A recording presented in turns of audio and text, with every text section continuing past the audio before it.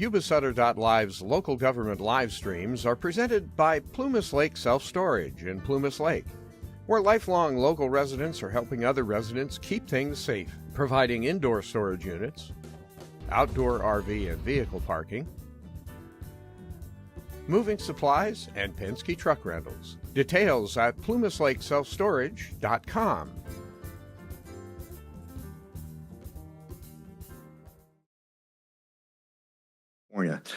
He is responsible for approximately 7,000 military, civilian, and contractor personnel and the entire Air Force high-altitude reconnaissance fleet of U-2 Dragon Lady aircraft. The 9th Reconnaissance Wing is comprised of 4 groups and 4 overseas operating locations executing worldwide missions in support of all 6 geographic combatant commanders. Colonel McLeese entered the U.S. Air Force in 1998 and is a graduate of the 2002 graduate of the U.S. Air Force Academy in Colorado and has over 22 years of active service. He attended Joint Specialized Undergraduate Pilot Training at Moody Air Force Base, Georgia, and Columbus Air Force Base, Mississippi, where he earned his wings in 2003. Colonel McLeese's career includes multiple operational flying assignments in several locations across the country. As an F-15C and F-22 pilot, Colonel McLeese has deployed 5 times in support of U.S. Indo-Pacific Command Theater security packages. He also led U.S. Joint Air and Space Strategy Development for Middle East, including the war against Islamic State of Iraq, in operations Inherent Resolve and Resolute Support. Colonel McLeese is a command pilot with over 2,200 flying hours in the T-6, F-15C, F-22, T-38, and F-35A.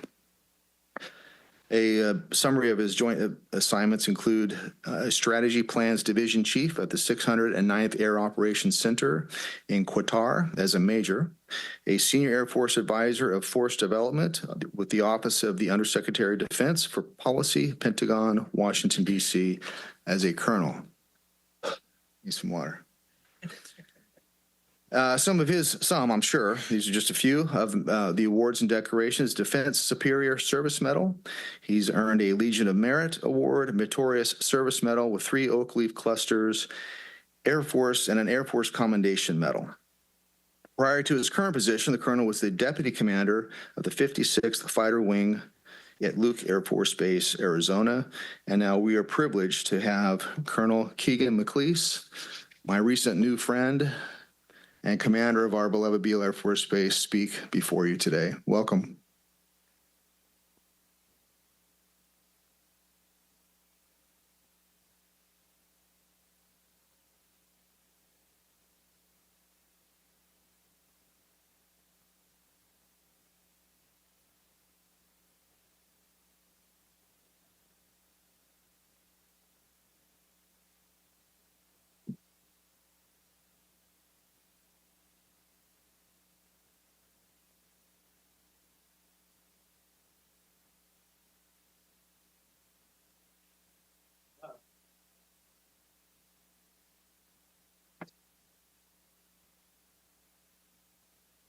Oh, there we go.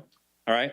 Well, I'll continue talking. We grew up in small farming communities with about 2,000 people in our town with a flashing red light, and that was it. No stoplights, and the nearest Walmart was the biggest happening place, and that was about a 30-minute drive. So we are used to a small town, and I will tell you, farm towns is where our heart's at, and so when we came here, we feel like home, and I mean that genuinely. We are really excited to be here to get to do this. And so what I'll share with you, I thought you guys know Beale Air Force Base well. I mean, you've lived around here. I've lived here much shorter of a period of time than any of you. And so it would be foolish for me to tell you about Beale. But what I'd like to tell you about is what we're doing at Beale right now. And then also kind of what the future of Beale, as I see it, is looking like in my expected about 2 years of command that I'll get to have here. And then what maybe it might even look like into the future. And I thought that might be kind of enjoyable to hear. So what I will say is I use a mantra of the first and foremost priority of mine is to take care of the family. So obviously having a family of 6 myself, it's near and dear to my heart to make sure family's well taken care of. But also, you guys know this, we have a lot of single airmen. Actually, probably half or more are actually single airmen. And I want them to feel like they're a part of the family as well. And what I mean by that is I want them to feel like who they work with is their family. And so that I always make the joke that, you know, if you got a brother or a sister, you don't always get along with your brother or sister, just like you may not get along with your coworkers, but you can at least see eye to eye in the fact that you're family and take care of each other, even if you don't see eye to eye on everything. And so that's a family aspect. But here, near and dear to my heart, is the community. The majority of our airmen of Beale live in your communities. And so what I would say there is I want them to engage with you as family, whether that be in the hobbies and clubs and churches that they participate in around here. And then vice versa, please make sure that you're reaching out to them. I know you love them. I hear it from every single person I talk to in Yuba City. They absolutely love airmen. You love airmen. And so that's not lost on me. And I treat that as a family aspect. So that's kind of the overarching thought that I have, is to take care of the family. And I want to make sure that I am at every single opportunity that I can in the community to make that a priority for us. But where we're at and where we're going, I like to talk to military terms, and I'll help explain those, is deploy, redeploy, reconstitute. When I talk about deploying, that's near and dear to our heart right now. We actually have about 185 airmen that Chief Creek, my wing command chief, and I are going to lead, and we're going to be going over to the Middle East. We're going to leave there at the end of next month, and we're going to be gone for about 6 months. The military, particularly the Air Force, is moving to a construct of the way we deploy. We're changing it. In the past, in the global war on terror, the way we used to deploy would be, I want a medic to go out to this Middle East base.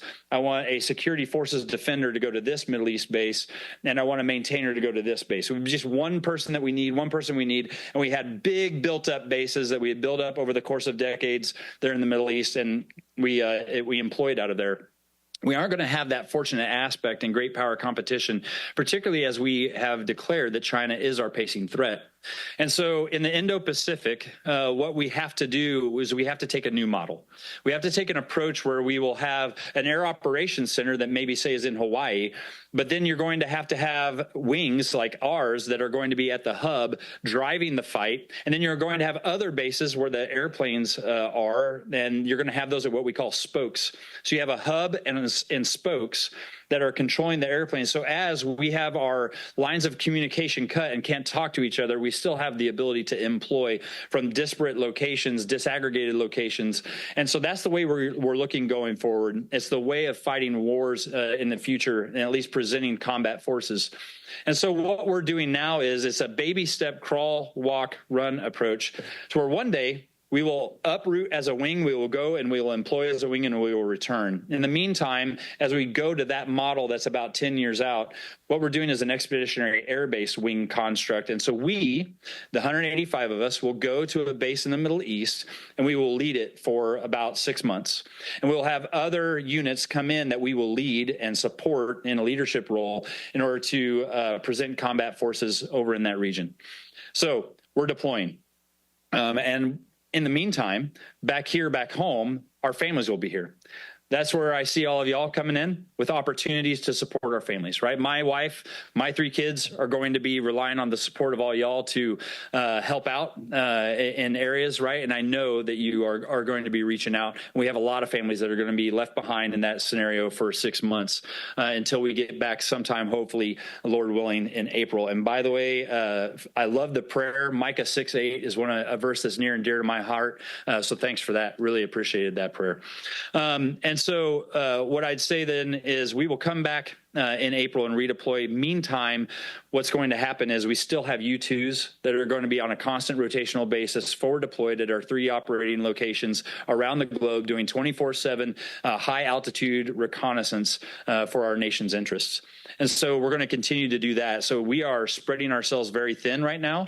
And so if you have any, if you see weaknesses in our support agencies on base, our base defenders who are defending the gates, if you have gate closures and things like that between the dates of basically the end of September until middle of April.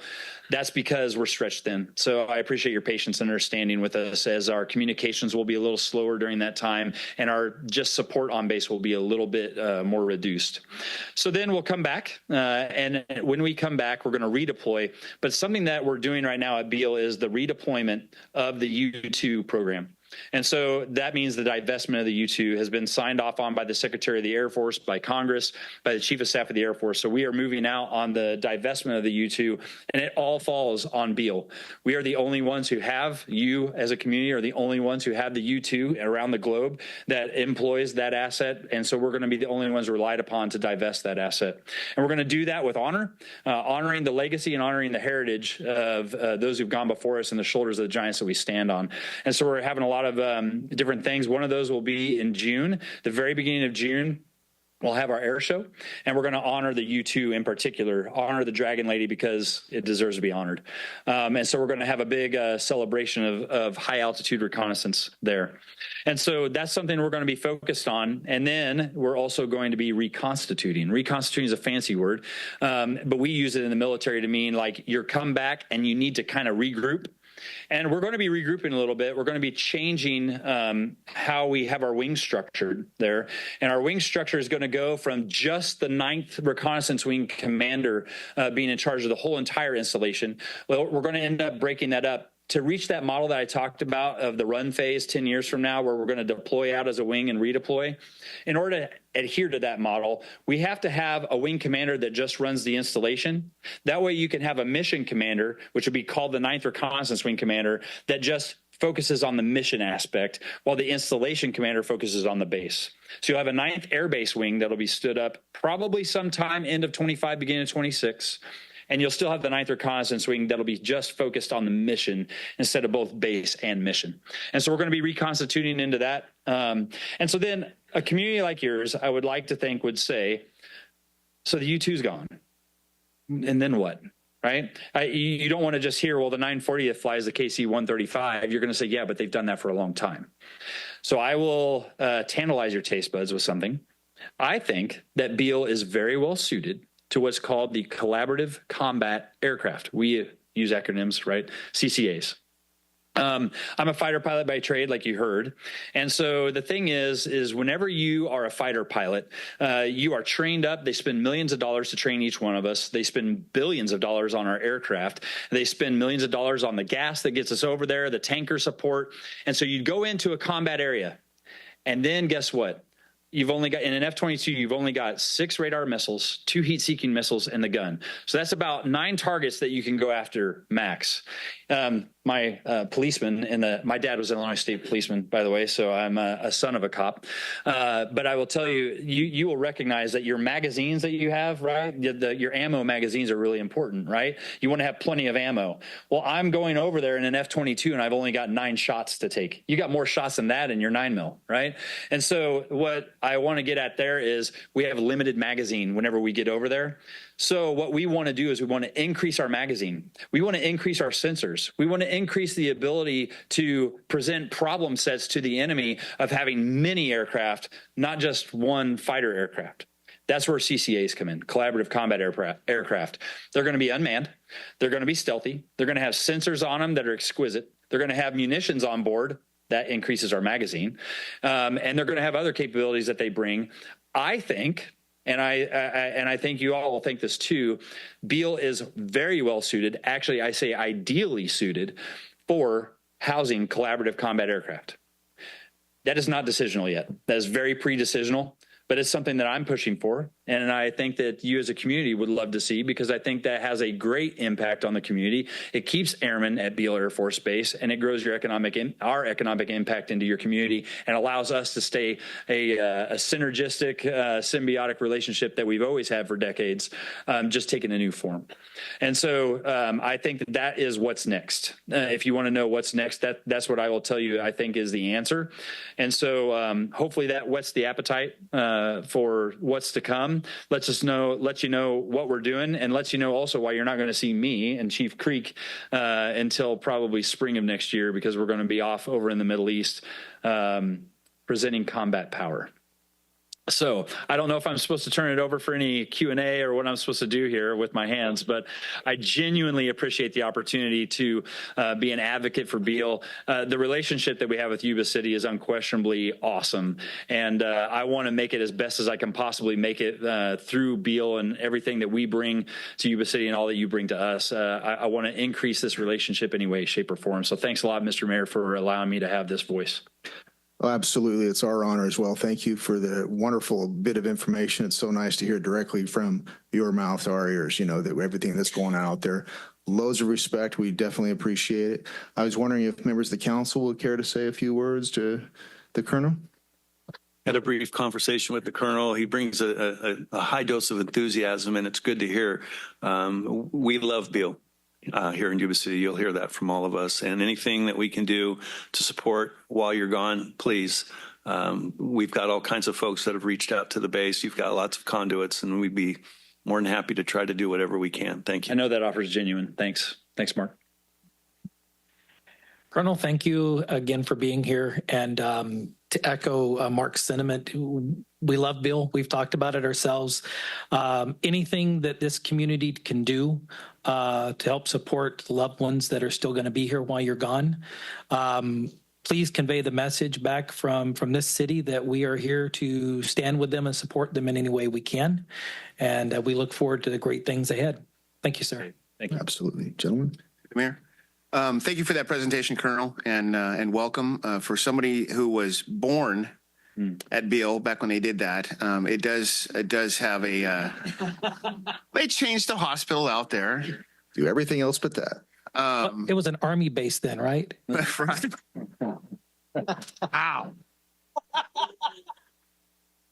At least it wasn't a zoo. Welcome to Yuba City. Thanks for not giving me as hard of a time. Yeah. Student Mayor, welcome, sir. And the only thing I have is to say to you is be safe. Thank you, Michael. I appreciate that. Thank you very I'd much. like to invite, if you don't mind, Colonel, may I ask you and Chief Creek to come down for a quick photo op with us, and then we will. Well, thank you. Thank you so much.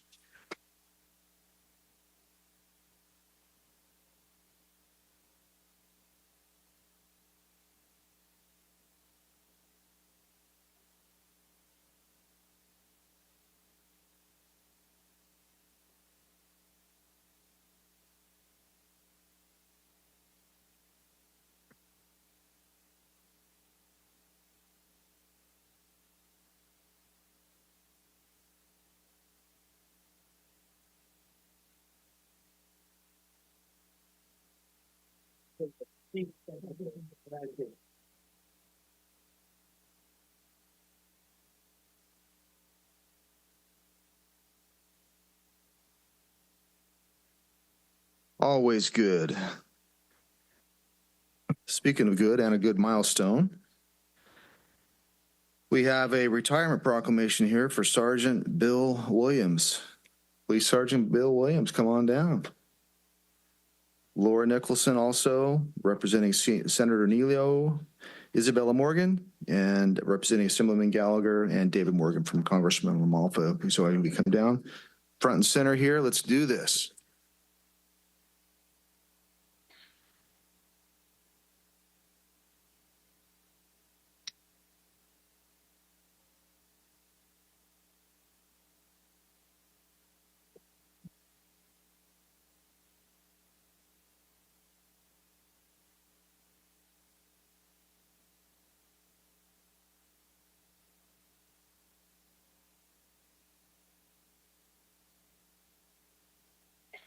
Big deal here. Okay, I'm going to read this here for Sergeant Bill Williams.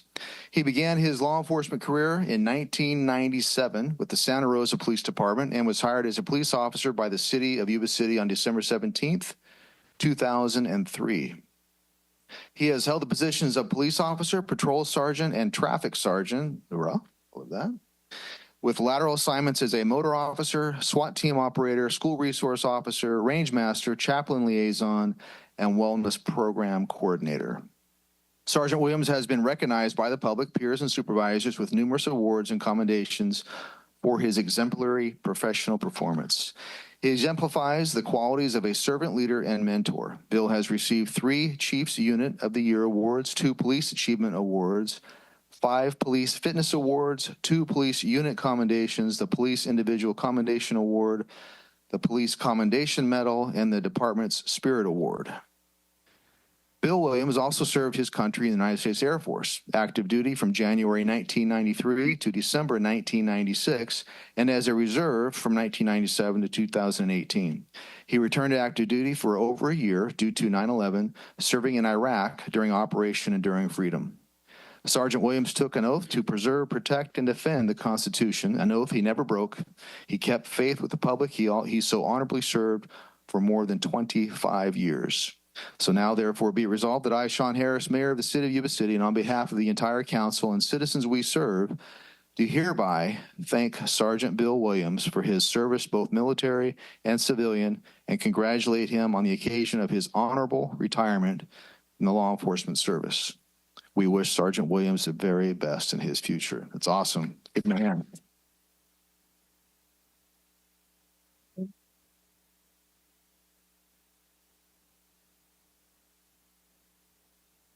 Obviously, I don't really like being up here right now in front of all these people, but I really want to say thanks to those who have made my both careers successful. First and foremost is the organization of the City of Yuba City. It is staffed by some of the best people that I've worked with, and I've worked for multiple agencies in California. And I've always considered Yuba City my home, and that's why I'm retiring from here. Second is the community of the Yuba City. The folks standing out, or the folks sitting in the chairs right now, the reason I did what I did for so long is because of you.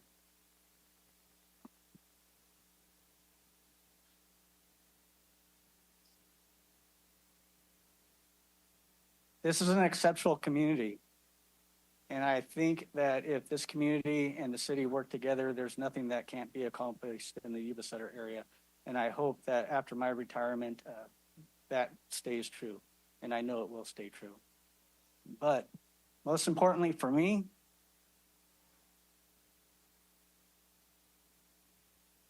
is the real reason I'm standing up here today that I made it is because my wife.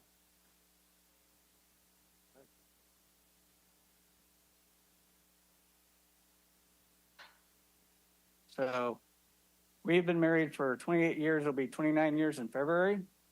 I'm retiring with 25 years in law enforcement. She has been with me every step of the way, through the good times and the bad times. And without her, I would have never made it. So thank you, honey. I love you.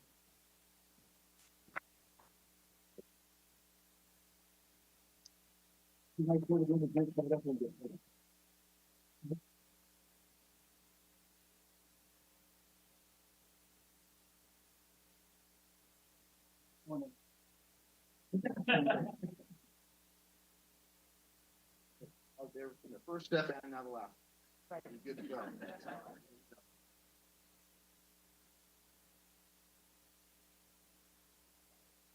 What we also typically do, PD, come on down, council can get in the back.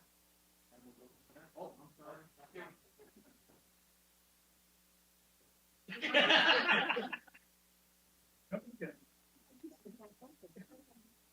On behalf of Senator Nilo and Assemblyman Gallagher, we would like to present to you this joint resolution from the California State Legislature recognizing the details. Oh, thank you. Recognizing those details that Mayor Harris described, but also we know, and as you've pointed out, there's so much more that goes into your law enforcement career, your military career, the safety that you provide to us, the citizens of the community. And for that, we are particularly thankful. We congratulate you and we wish you all the best in your retirement.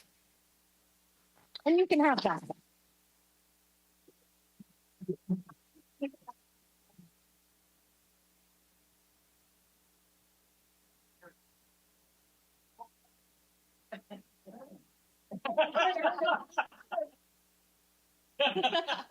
think yours will be easier. It's hard to go last, so I appreciate that. David with Congressman Doug LaMalfa's office, here to present this special congressional certificate to Sergeant Williams. Thank you for your military service. Thank you for your service in defending our community.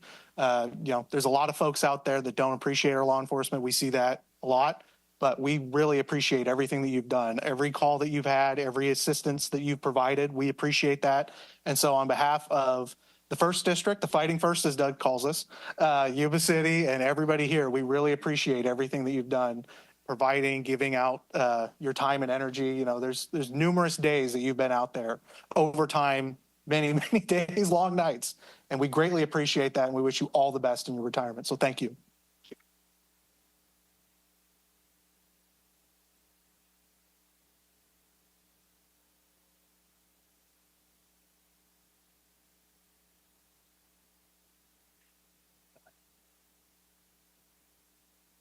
All right, now PD, come on down.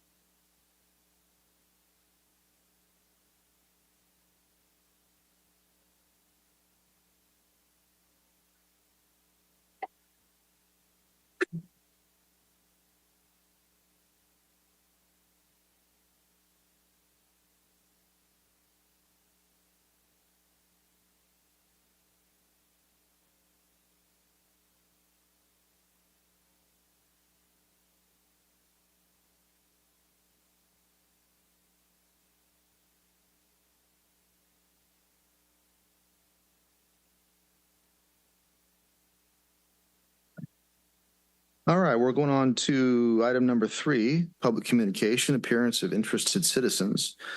You are welcome and encouraged to participate in this meeting. Public comment is taken on action items appearing on the consent calendar or business items on the agenda when they are called. Public comment on any other items within the scope of the city's jurisdiction, including items not listed on the agenda, will be considered at this time. Public comment is limited to 3 minutes per speaker. Members of the public submitting written requests at least 24 hours prior to the meeting will be allotted 5 minutes to comment per speaker.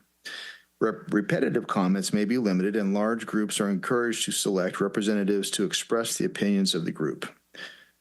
Okay, let's see here. 1 second.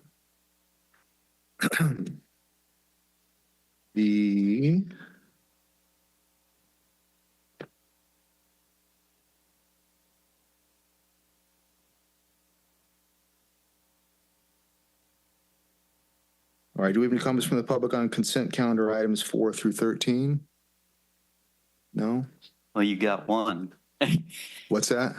I said you got one. All right, John, how are you? I'm fine. John Boyer, 1527 Meadowlark Way, Yuba City. And I'd just like to tell you that the senior center new bingo equipment is up and running. And it was pretty tough thing to get done, but I want to thank some people that really contributed in getting this thing done. And first off, the city council for approving it. And I'd like to thank Ann and Jessica and Brian and his crew And I'm telling you, the guys, the electricians and the IT that put up with me for a week, all my changes, you know, every little change, but it was really great, and I appreciate all of them. Did a good job. Thank you. And we've been getting 105 people, 100 people, doing good. That's great. That's great. I have speaker cards that would apply under this time. So we have Kathy Gregg is up regarding Sam Brannan Park safety.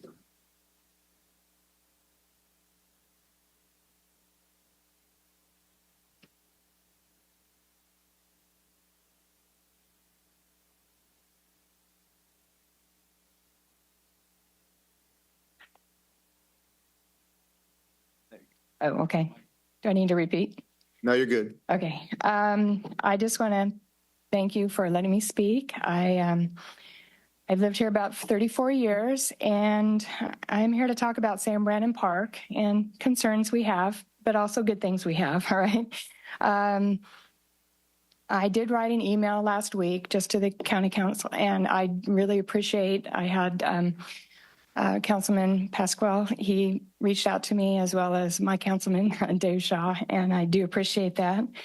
And we talked a little bit about what's going on. And then I also got a phone call from Brian Baker, or not sure,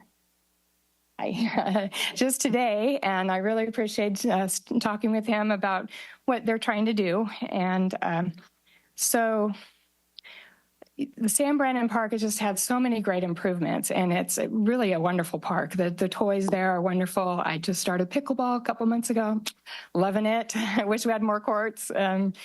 And weather's starting to get not too hot, and so it's getting really crowded, but we're loving it. Just a lot of great amenities. The concern, of course, is the problems with people at the park. It's scary just to walk to the pickleball courts just by myself. I want to make sure that my friends are there. I want to make sure somebody's walking in with me, because there are just people hanging out, whether they're parked there, they've got trash all over the place. It's just very, just doesn't feel safe.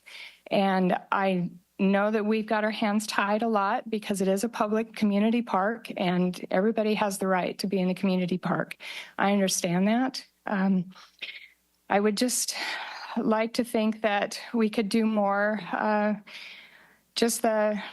They're leaving debris, they're pitching lean-tos and tents, they're bathing in the drinking fountains, they're smoking cigarettes and other things that I can smell. And I know we got a hold of the list of calls for police, and I know a lot of drugs are going on there. We've got the school right next door, so there are huge concerns there. And I just, I don't even want to take my grandson there at this point. And it makes me sad. We've got lots of great public funds being spent, and I would like to be able to use them. So my hope is that we could increase patrol, up the enforcement, maybe even trash fines. I mean, they're $1,000 a pop. That's going to be a big deal. Yeah, I know they're not going to have the money to pay it, but it could be a deterrent for them to at least not do it, right?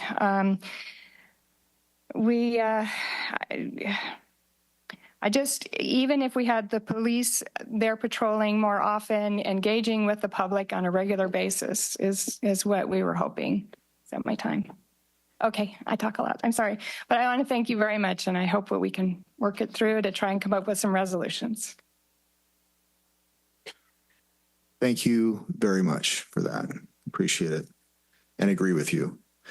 Next would be Sharon Smith.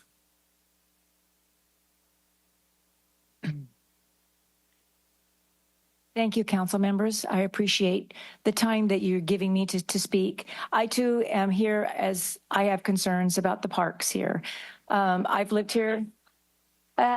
False alarm. Keep going. False alarm. I actually came from Beale Air Force Base, so I've been here and incredible amount of time. I lived out at Beale over 20 years, and then I've been in this city for 34 years. And I've taken my grandkids to some wonderful parks here in the city. But recently, I've started playing pickleball with some of my friends at Sam Brannan Park. And I'm here actually because of an incident that happened not too long ago, a couple weeks ago. There was what we weren't sure was a gunshot. And we were just 4 ladies on the court just trying to play a game. And we were scared for our lives for a little bit. And we called 911, and people could overhear us in the park, and they threatened us and told us that certain people get dead. I won't say because it was not good language. But I'm just here to, first of all, make you aware that we're concerned about that. We love our parks, and we want to be able to take our children there and play on the playground and have picnics there and play pickleball, meet new people. And we're in a quandary right now as to what to do to solve these problems. And it is scary to go there, and it's not nice to be scared of your own parks. And we've talked to quite a few people that feel the same way. And so somebody has to come and speak up and say that there are concerns about these things. So we wanted just to share that with you so that maybe we can all start getting our thoughts together and start thinking about what can we do to take our parks back and make them those wonderful places that we used to go to take our children and have picnics and play games and feel safe. So hopefully this conversation is not over, but we've just got it started. So thank you. Thank you, ma'am. And let's see, Karen Liggett.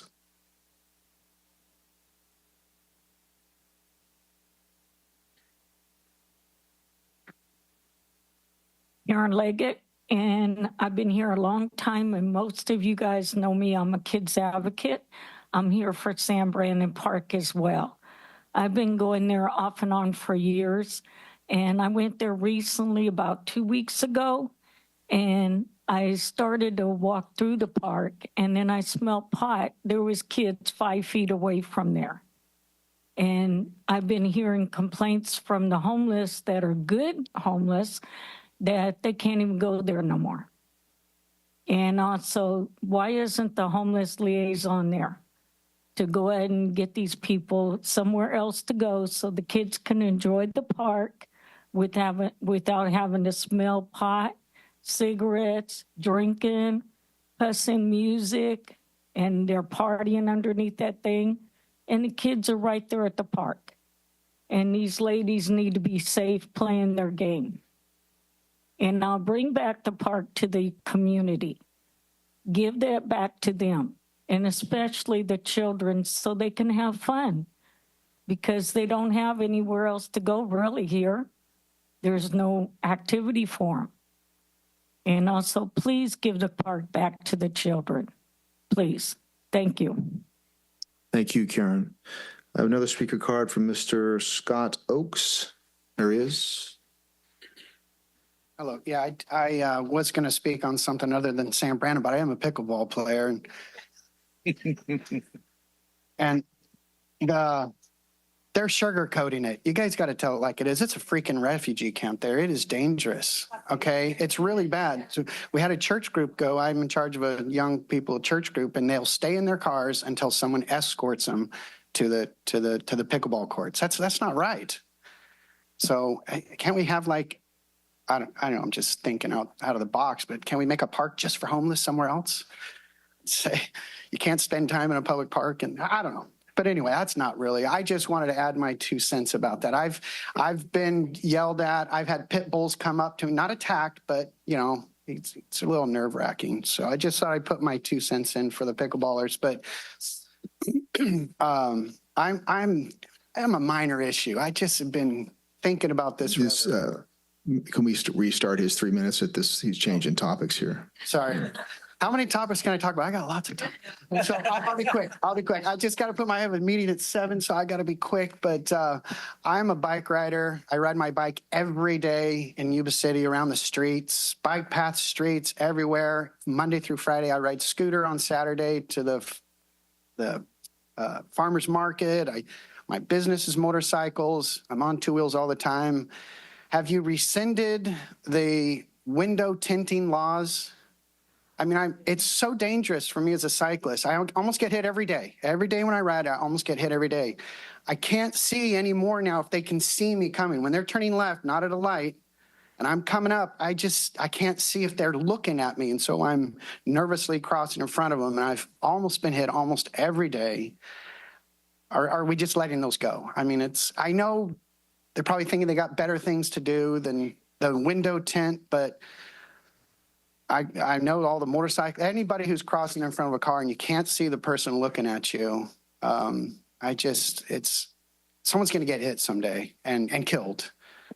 So I don't know if you guys can answer those questions or not, but it would be nice for public safety and police safety if you can see. And there's people tinting the front windows of their cars now, and you can't even see this. You can just see a steering wheel. I know you guys have seen them, but anyway, I just wanted to put I had to say it every day when I ride. Well, I appreciate that. We all do, Mr. Oakes, and you have your police chief and the police leadership standing right behind you. So I guarantee that message has been heard. I would like to give our police chief maybe a brief couple seconds to comment on what's been said today regarding the park, if possible, if you would care to.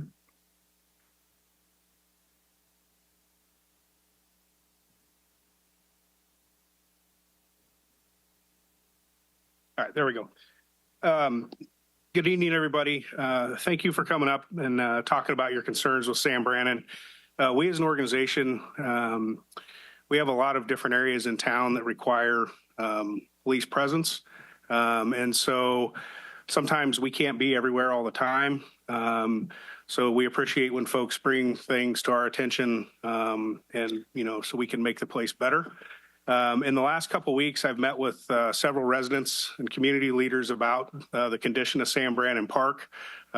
We could have done better, I think, as an organization in addressing some of these issues. So my commitment to the public is to make that a better place and make that a place to where folks that are there to recreate in a responsible and manner consistent with the use of the park. In the last couple of weeks, probably not quite 2 weeks, we've arrested 7 folks out of there for various violations, drug violations. We've issued many municipal code citations for folks camping in the park. Have increased our patrols to provide more security checks to the park. We've been working with our park staff to address the litter issues. And so the only thing that I ask is if you have an issue, please reach out to me or anybody at the police department. Like I've said before, a lot of times people don't call because we don't want to bother the police. Well, that's what we're here for. We work 365 days a year, 7 days a week, 24 hours a day to respond to the needs of the community. And that's our obligation to you as a community. So if, I talked to Ms. Gregg this afternoon and she talked about an incident she had about a year ago. No need to get into the details of that, but by all means, call us if you have an interaction with a member of the community that's not there to enjoy the park as the rest of the folks are. So with that, I'll go outside after we get done here. And if anybody has any direct questions for me, I'd be happy to answer those. Thank you. Thank you very, very much, Chief. Thank you very much. Any other member of the public care to comment on anything? Consent calendar? All right. Well, actually, consent calendar is now. Consent calendar, all matters listed under consent calendar are considered to be routine and can be enacted in one motion. There will be no separate discussion of these items prior to the time the council votes on the motion unless members of the city council request specific items to be discussed or removed from the consent calendar for individual action. Do we have any comments from the public on consent calendar items 4 through 13? Seeing none, we can have a motion and action. Through the mayor. Yes, sir. Move to ratify items 4 through 13 on the consent calendar. Second. I have a first and second to pass or to approve consent calendar items 4 through 13. All those in favor say aye. Aye. Opposed? All passed unanimously. Thank you.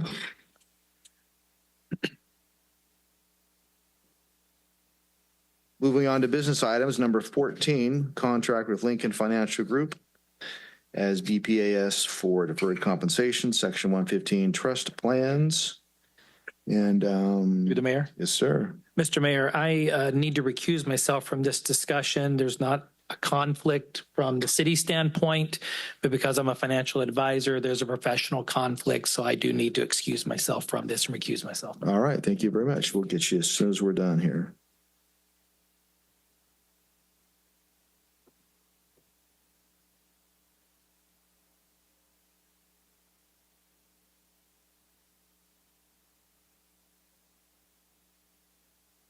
Are you ready? I'm ready. All right. I was waiting for a signal. Good evening, Mayor and City Council members. Tonight I am presenting the award or the recommendation for the award of the city's 457B deferred compensation and Section 115 trust plans. The city offers these plans as part of a comprehensive benefit package for employees to support them in saving for retirement. The deferred compensation plans helps save money for retirement, and then the Section 115 trust plans, if I can get it out, helps employees save money tax-free for healthcare costs.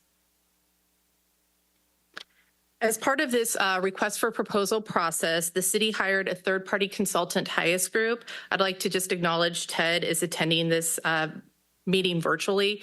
He's from the Highest Group. This is a very complex package to unpack. There's a lot of restrictions that are really outside of human resources area of expertise, and we relied upon Ted to lead this effort for the request for proposal. And so as part of this, he issued a request for a proposal, and 9 vendors ended up submitting. The incumbent Mission Square was notified of the RFP process, and the intent was to improve the competitiveness of the plans while focusing on that participant or employee experience. Like I mentioned, there was 9 vendors that provided a response, and there was an evaluation committee that reviewed these responses that were made up of the bargaining unit representatives with TED. Based on the review, there was 4 vendors that were presented to the evaluation committee, and after the presentation, 2 vendors were selected. One of them was Mission Square, the incumbent, and the other one was Lincoln Financial Group. After that final analysis, the bargaining unit group that was, was a part of the review committee selected Lincoln Financial Group. I'd like to point out that Brian Sims is also attending virtually. He's from the Lincoln Financial Group. If awarded by City Council tonight, the Lincoln Financial Group, in addition to competitive pricing, will provide education resources as well as a robust website to support employees investing in their future for retirement. Oh, I got a little behind here. Sorry about that. Oops. There we go. Next steps are to finalize the contract with Lincoln Financial and BPAS. BPAS is the third-party provider for the Section 115 trust plans. After the contracts are finalized, we'll move to communication to employees to advise them of the rolling over the Lincoln Financial Group transition. There will be, during the implementation phase, which is part 3 of the next steps, there would be a blackout period. My understanding is the funds would be stay invested during this time, but there would be a blackout period as funds move from the incumbent Mission Square to Lincoln Financial Group. So the recommendation is to authorize the city manager to finalize and execute these agreements to move to Lincoln Financial Group and BPAS for the city's 457 deferred compensation plan and Section 115 trust plans. At this time, I will take any questions you may have. And I also have Brian, like I said, from Lincoln Financial, and Ted from the Highest Group, if there's any questions beyond my expertise here. All right. Through the mayor, thank you for the presentation. You did say something there that just kind of caught my eye, which is probably a very simple question, which is when you say blackout period, that means for that period of time, members of the plan are going to be unable to access their funds, even as a withdrawal? Yes, correct. That's my understanding. Ted, do you have anything to add to that? Or Brian? Yeah, I'd probably defer to Brian here as they're the administrator, but in essence, they're getting the plans ready to transfer over, so your funds will remain invested. So just during that blackout period, you're not able to change your allocation or take a distribution or those sorts of things. So Yeah, that's right, Ted. And the rationale behind that is Lincoln or any other record keeper receiving the assets just needs clean data. So we don't want someone to be taking a loan when the assets are in transfer from the previous record to Lincoln. So it's pretty standard. It is standard practice when you're changing record keepers, but we expect to minimize that blackout as fast as we can as we coordinate with Mission Square to get the final data. Okay, I understand that, and it makes sense. I guess the other question is for those folks who are maybe getting distributions, are those held up as well then? Brian, can you answer that question? Did you hear it? Yes, I did. Distributions, would those be held up? Yes, just slightly. However, if they request a distribution prior to the blackout with Mission Square, we will receive that distribution request when we lift the blackout. So we will execute that distribution once we get the data on the Lincoln side. In addition to that, just add in, we'll have a resource of what we call a retirement consultant that will be able to usher any of those, very specific cases. They'll have a direct contact with a retirement consultant dedicated to the Yuba City plan to take care of any of those one-off occurrences to make sure that nothing gets falls through the cracks and that the participant gets the information and whatever they need taken care of once it's lifted out of blackout. No further questions. Good one. Thank you. Through the mayor. Yes, sir. Sir, this is all covered through the SEC, correct? The requirements of how this is handled? Security Exchange Commission? Yeah, the SEC really governs the investments. Okay. And then our firm as a registered investment advisory, that's who our governing body is. Okay. The tax code, it's the IRS for the 457 tax code is the other governing body that's involved in that. But what I'm getting at is who oversees it? Can you take longer than 7 days as a blackout, or is that not allowed? Typically, in mechanics, how it works is we say it's up to 15 business days, with the rationale that we don't want to tell participants that it's only going to be a 2-day blackout period and it's longer. So typically, you'll see every record keeper hedge on the side that it's going to take a little longer, 2 to 3 weeks to reconcile all the data. In practice, however, we typically see that 7 days or less.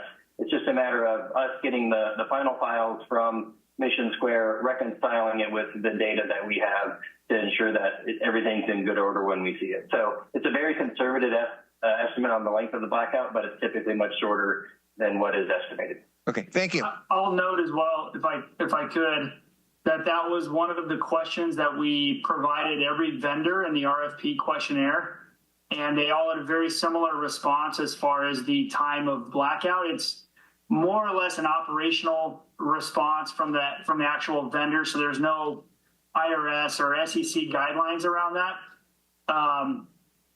So it was more of a question that was pending to each vendor. Great. Thank you, gentlemen. All right. Any comment from the public on this item by chance? No? All right, we have action. Through the mayor. Yes, sir. I move, make sure I get to the right one here. 14. Yep.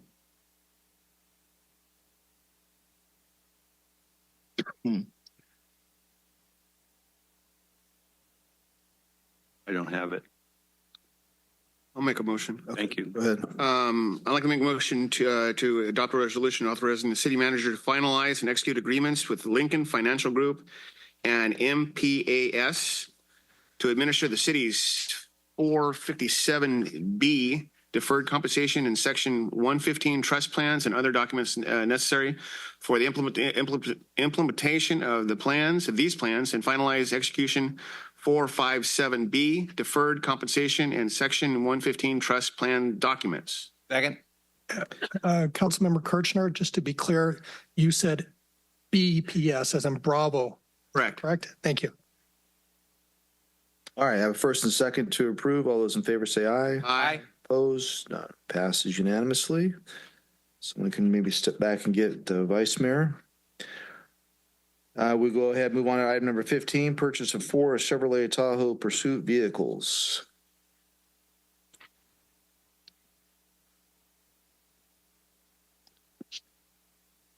Lieutenant Slade, you're up, sir.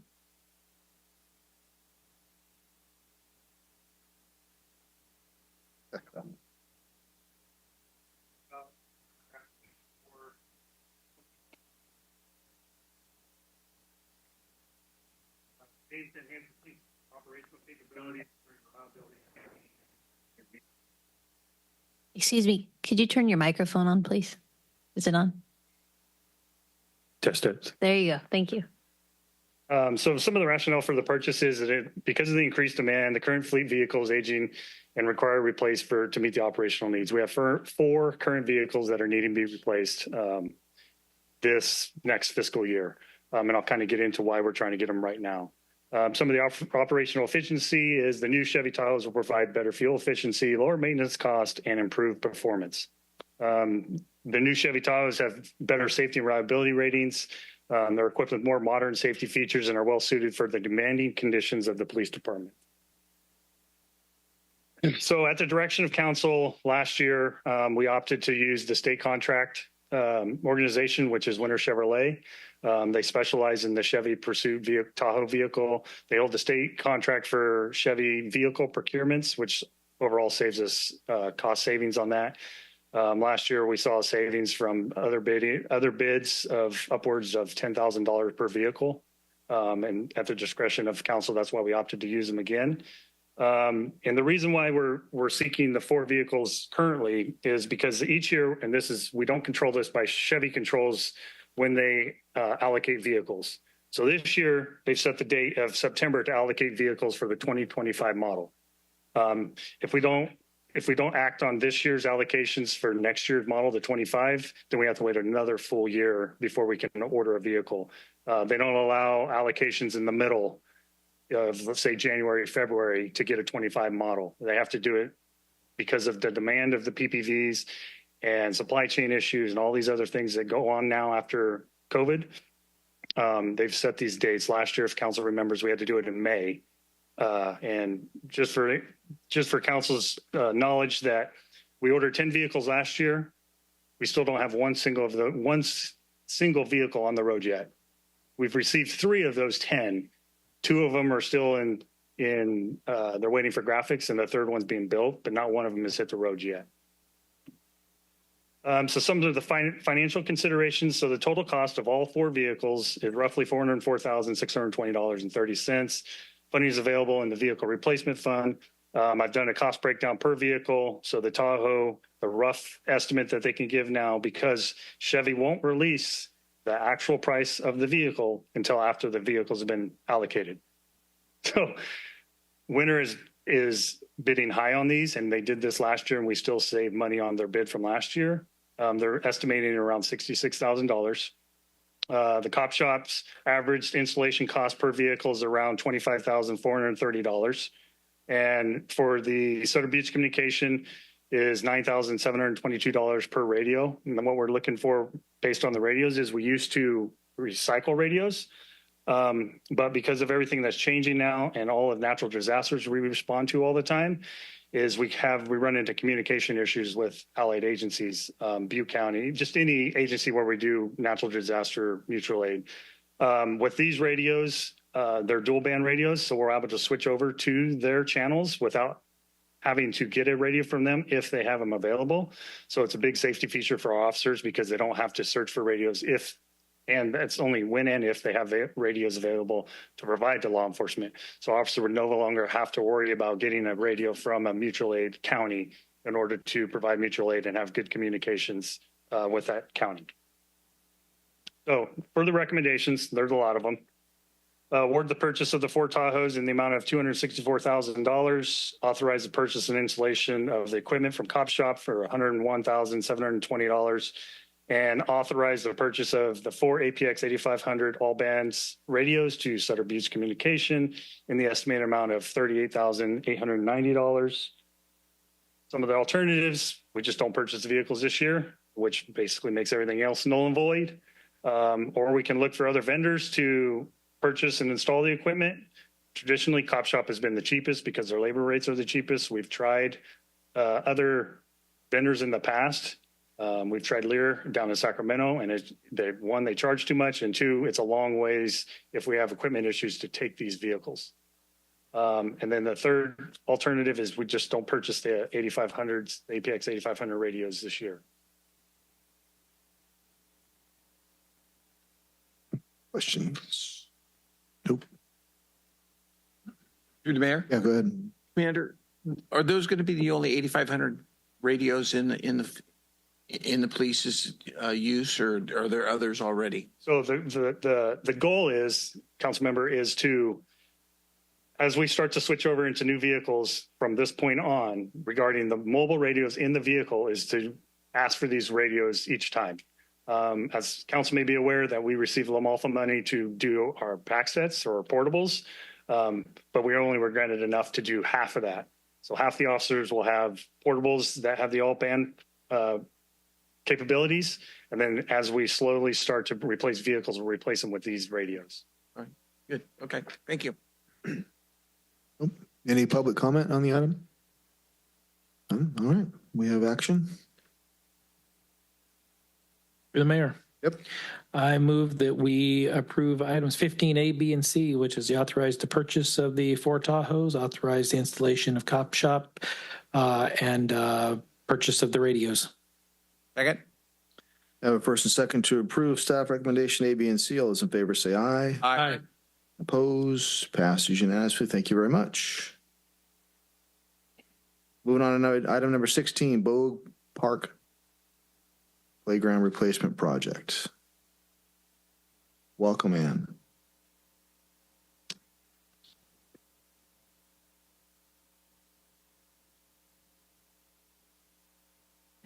About replacing our playground equipment at Bogue Park to maintain the city's quality of life through safe parks and promote healthy opportunities for residents. So a playground usually has a lifespan of 20 years or so.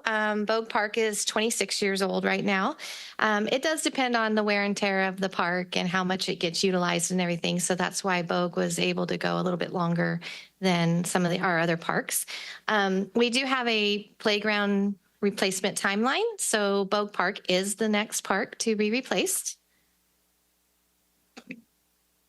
The park staff went out to just assess it and see if how the current situation is and the safety and risk factors of it. And they did determine that it was time to replace the playground.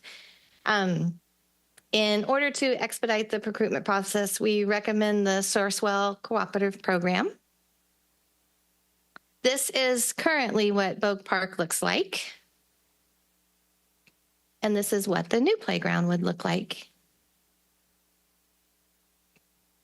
The fiscal impact is $81,140.61 from our CIP account number 122, which is our annual playground replacement account.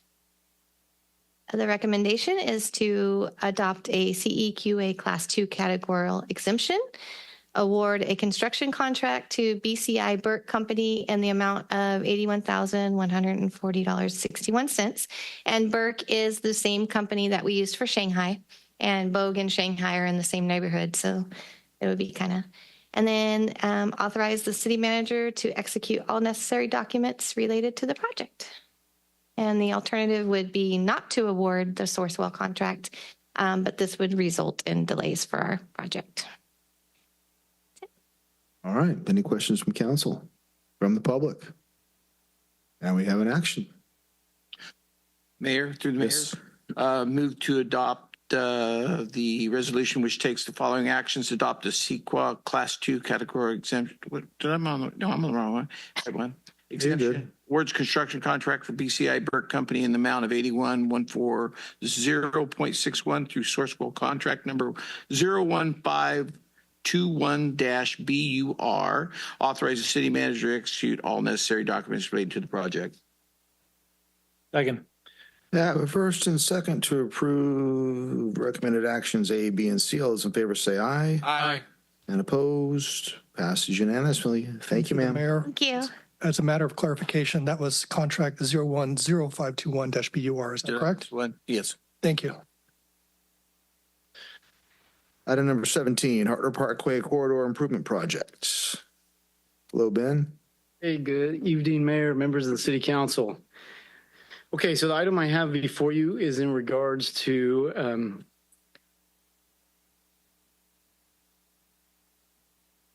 an exciting project, the sewer line.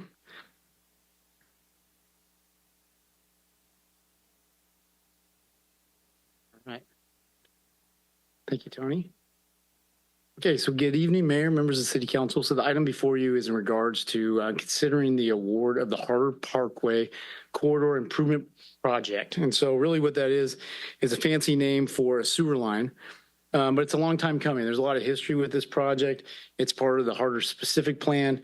It's designated here in yellow, these yellow segments.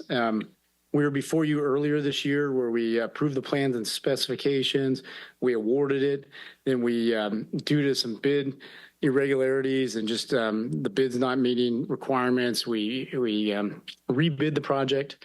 And then now we're back to consider award. And so in addition to that, it's also tied into SACOG Greens Means Go grant funding.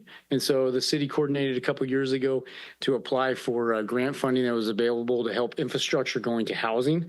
And we were successful with that to get about $1.267 million that we're using to help fund the project. And so then to just make it a little bit more complicated, we got a lot of growth going on right now. We're coordinating with D.R. Horton, the local builder, or the national builder that's in town building locally right here. They're starting to grade and put in the utilities for this these 77 homes here in the north, with the park construction wrapping up, and then D.R. Horton finishing up their homes to the south there. So there's a lot going on besides the commercial marketplace with Dutch Brothers and the AMPM happening right now. And so what you have tonight is the rebid. So we went out to bid, 3 bids came back, with the low bid being JPB Design. It's real near our engineer's estimate.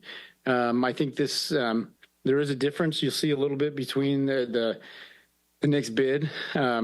I will say, with it being a rebid and then with D.R. Horton doing the recent work, that blue segment that was shown on the previous slide, there's a little bit, I hope, awareness with the groundwater and the depth and some of the issues they're going to run into. So I'm hoping that we have a good bid from the low bid contract. And he's bid on this project twice now. So estimated construction totals with contingencies, you throw everything in about 1.5. If we get into our contingency, that SACOG funding is about 1.3, 1.267. And so hopefully we don't use all the contingency, and it's pretty much funded with Green Means Go fund dollars. And so we're hoping to move forward with that, because a key element is, in order to get those homes online, we need to get this work done. And so we're looking to move forward with the project. So with that, the recommendations A, B, C is to award the construction contract, authorize the finance director to make necessary budget adjustments, and adopt the CEQA Class 1 categorical exemption. I'd be happy to answer any questions. Any questions from council and the public? All right. Moving back to council for action. Through the mayor. Sir. Move approval of item 17 with items A, B, and C incorporated. All right. I have a first and second to approve items A, B, and C. By the way, that was Vice Mayor who seconded. Tony. All right. All those in favor say aye. Aye. And opposed. Passes unanimously. Thank you, Ben. Number 18, Sutter Bike Path Gap Closure. Senior Engineer Josh Wolf. Good evening, Mayor and members of the council. Thank you for having me tonight. Tonight we're going to talk about the Sutter Bike Path Gap Closure, approval and plan, specs, and estimate. So the Sutter Bike Path Gap Closure, here's an exhibit of it. Basically, what we're planning on doing is extending the current Sutter Bike Path where it ends at Hooper Road and building a bike path on the north side of Jefferson Avenue along the canal over to and connecting to Deedar Baines Park, and then constructing a 10-foot sidewalk on the west side of Harder Parkway from Butte House Road, and connecting into and upgrading Caltrans ADA ramp down here. The reason there's a section missing is development occurred at Harder Marketplace, and as part of their conditions of approval, they constructed that portion of 10-foot sidewalk. So here are a couple pictures of existing conditions along Jefferson Avenue and Harder Parkway. Jefferson Avenue, it's going to be an 8-foot wide asphalt concrete bike path. There's going to be some trees along the side of the road, a bit of drainage infrastructure that will be going into the canal. And then along Harder Parkway, it's going to be a concrete 10-foot wide sidewalk that was designed to meet the ultimate build out of Harder Parkway. So we made sure that it's designed such when it goes in, as development occurs, it doesn't need to be reconstructed to fit with the ultimate build out. Background on the project: in 2019, we received $153K from the Active Transportation Program for the project design. In 2021, we awarded the project design to Dock and Engineering of Folsom, California. Then in 2021 as well, we were awarded about $1.9 million from Regional Surface Transportation / Surface Transportation Block Grant Program for the construction portion of the project. And in 2024, project environmental, right-of-way, and design were complete, so the project is now ready to bid. Going back, these are some typical sections, kind of what I described earlier, what Jefferson Avenue and Harder Parkway will look like once project is complete. So our timeline moving forward is we're hoping to advertise the bid September of 2024. In October, we would award. Fall and winter, we would have construction beginning. Depending on how wet the winter is, construction can go through the winter. If it is a wet winter again, we'll have a pause in construction and pick it back up in the spring, and then having project completion in spring of 2025. For fiscal impact, we're estimating currently about $1.7 million in construction funds for the project, with a 10% contingency and 2.5% funding for CM and inspection. Just to note, there was a clerical error in the staff report that I updated in this presentation. The 10% contingency is actually $168,000, whereas the staff report mentioned $190,000. So just wanted to correct that at this point. With that, our recommendation is adopting a resolution adopting the CEQA Class 4 categorical exemption, approving the plans and specifications, and authorizing advertisement for bids on the Sutter Bike Path Gap Closure Project. And with that, I'd be happy to answer any questions. All right. Questions from council on this item? Comment, but not a question. Sure, go ahead. I've just thanked staff, those involved with getting the grants for this. I know this is an area in the northwest portion of the city that I've certainly received plenty of comments about. When is the bike path going to be connected, and when are we going to get a sidewalk? And I don't mean that to be disparaging. It's just it's long. It's been a long process, and I really am encouraged and thankful for the work the staff has done to bring this project forward. Absolutely. Anybody else? Okay. Member of the public, you care to comment? All right, we have action, please. Mayor? Yes. Make a motion to adopt a resolution adopting a CEQA Class 4 categorical exemption, approving the plans and specifications, and authorizing advertisement for bids for the Sutter Bike Path Gap Closure Project. Second. Have a first and second to approve recommended action. All those in favor say aye. Aye. And opposed, passes unanimously. Thank you very much, Josh. Thank you. Moving right along to number 19, citywide signal hardware upgrades. Welcome back, Public Works and Development Services Director, Ben Moody. So here's another fun one. This is actually a fun one for me. I don't know if anybody else cares, but it's a visible project. And so this is a signal hardware upgrade project. And really what that means, we got an HSIP grant, so it's a highway safety grant, a little over $1 million to do this. And you see this kind of as you've been driving across California lately, that they're turning those back plates on the signals to yellow. And so we received this improvement grant, and one of the pet peeves that I love that this is taking care of is that besides doing the yellow and making all the heads now, make sure that they're all 12-inch, make sure the reflective tape is that we're gonna clean up and finish the rest of the city with the bird and the logo so they match. And so that's what kind of one of my bucket list items I've been trying to get across for a while. So I'm looking forward to that. And so really what you're looking at is I'm requesting tonight to approve the plans and specs and authorize us to put us out to bid for a project that does what this is across the remaining city signals and including Caltrans state signals. We're partnered with Caltrans on this. So here's the signals. 35 out of the 38 city and 18 out of the 18 state in the city limits is what this project will deal with. Each one's a little bit different. You know, you go to Gray Avenue and Butte House, there's some of these small 8-inch signals that we're going to replace. And some of the signs are set up in different places. So each one's a little bit different, but really it's putting that reflective tape and fixing the illuminated street name sign. So we're looking to advertise in September, contract award in October, construction fall through the winter, and hopefully done in the spring. And the bid estimate is approximately $800,000. With the grant awards, we have, it was 2 different grants that were combined. And so we have 571 available for the city portion and 510 for the Caltrans portion. We think we're going to be on mark for about how that bid lands, that maybe the city's going to use all of theirs. Maybe we're a little lighter on the Caltrans, but depending on how the bids come in, we can maybe shift some of those buckets of money to cover it.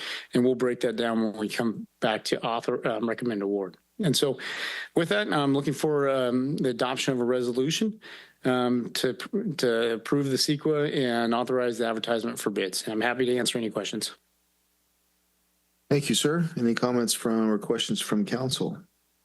Pretty self-explanatory. How about the public? All right, we can bring it back for action.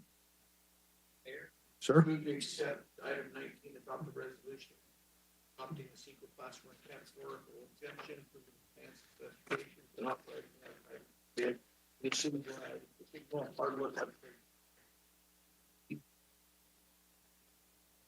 Second.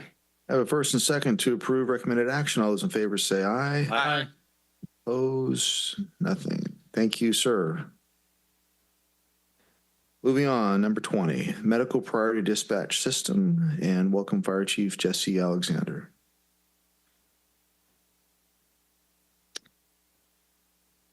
Good evening, everyone, Mayor, council members. I'm here tonight to talk to you about Medical Priority Dispatch System, but throughout the rest of the presentation, I'll just reference it as Priority Dispatch. This is a software that interfaces with our computer-aided automatic aided dispatch, also known as CAD, which allows for us to categorize and prioritize emergency medical calls. This system assesses the severity of medical incidents and determines what resources need to be dispatched. This is an accepted part of pre-hospital care and can significantly impact patient outcomes. How medical priority dispatch works. It initiates a list of vital questions that can be asked by dispatch, and based upon the response to those questions, it will determine a level of response from a highest priority, which is an echo, down through Delta, Charlie, Bravo, and the lowest priority at Alpha. So an example of how they break this down in regards to like a drowning or near drowning. An Alpha incident would be possible drowning, but the person is alert, breathing normally with no injuries and is out of the water. A Bravo call would be they're alert and breathing, but they possibly have injuries or are still in the water. A Charlie is alert with abnormal breathing. Delta is unconscious, underwater, suspected neck injury, or not alert. And then an echo is a cardiac arrest. So that kind of shows you how it breaks down just on one type of incident. The benefits of priority dispatch increases the quality and priority of information, records medical aid calls based on acuity, accurately and consistently prioritizes events based on information gathered. What a big fan like Ben was excited about the last one. This is what I'm excited about. I'm a big data guy and allows us, YCFD, staff to analyze call data for opportunities to make operational improvements. That's something I'm always excited about. And it reduces risk and potential cost savings. Currently, our dispatch center, are also known as our Public Safety Answering Point, or PSAP, has trained emergency medical dispatchers that are required to be part of priority dispatch. So they have that baseline training. Their current system is a manual cards that require dispatchers to reference and does not provide the opportunity to record emergency medical calls based on acuity. So it does not give us that data that we'd be looking for. Currently, YCFD's medical call volume, we're running about 61% of our total call volume as emergency medical incidents. And then you can see here over the past 3 years, we're right about 7,000 calls a year out of our 11,000 call volume. Fiscal impact for implementing this, the initial cost to purchase was ProQA, which is a priority dispatch software that's utilized and vetted throughout the nation, as $113,102. This includes software license, training, and implementation support. The ongoing costs after that is $13,310. Staff proposes to utilize salary savings from the communications division of the police department to fund the upfront cost of $113,102. Recommendation is to adopt a resolution awarding the purchase of medical priority dispatch system of ProQA to Priority Dispatch of Salt Lake City, Utah, in the amount of $113,002, with the finding that it is the best interest of the city. Alternative is to not proceed with implementing medical priority dispatching at this time and recommend that staff submit a request as part of the 25-26 fiscal year budget process. Do you have any questions? Questions from council? No, public? All right. Back for action, please. Whichever one of you want to. Sure. Through the mayor, I move that we adopt a resolution awarding the purchase of the medical priority dispatch system, ProQA, to Priority Dispatch of Salt Lake City, Utah, in the amount of $113,102, with the finding that's in the best interest of the city. And I think it'll be a great asset to our fire department. Absolutely. I'm sorry. We have a first, we have a second now. And all those in favor say aye. Aye. Aye. And we are good to go. Thank you. Thank you. Moving on to last item, number 21, the 2024 Nagar Kirtan Sikh Parade. And you're on here as a president, or? The ad hoc is presenting. Yeah, okay. Exactly. So what we have, Fire Chief, would you have anything to say on the status of the ad hoc committee, or from your perspective, we would have a question on how things are going from your end? I know we've been meeting regularly with the president of the Terrabuena Temple.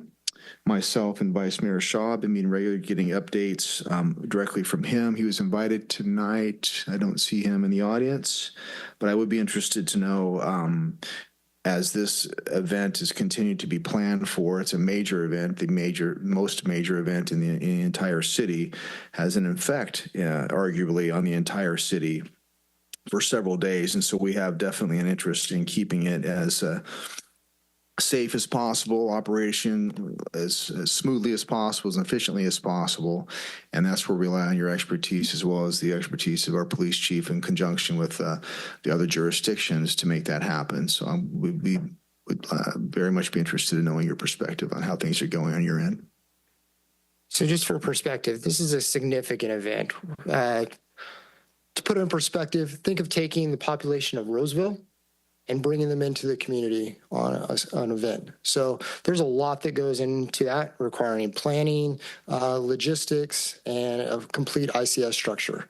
At this time, as part of our special event permitting process, we have a baseline permit submitted, but there are significant and very important components that have been outlined that are still missing from that application, that make it challenging for us to complete the planning process. I know we had a list based on your expertise that we had submitted. I don't recall the specific number of items on that list. And I know that Vice Mayor and I were present at a meeting with the president of the temple, along with several members of his board, where he held up the list and said, we are going to do this.